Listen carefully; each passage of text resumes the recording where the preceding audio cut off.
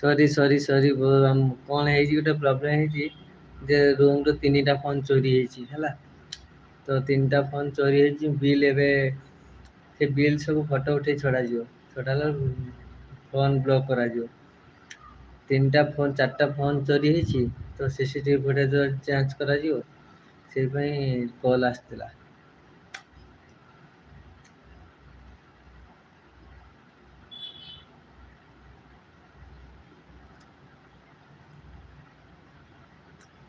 ଗୋଟେ ପିଲାର 30,000 ଆଉ ଗୋଟେ ପିଲା ଏମିତି ବହୁତ 4ଟା ଫୋନ ଯାଇଛି। ତ ମୁଁ ଥିଲିନି କାଲି ନାଇଟ୍ ଡ୍ୟୁଟିରେ ଥିଲି। ରୁମର ସବୁ ଚୋରି ହେଇଛି। ରୁମ୍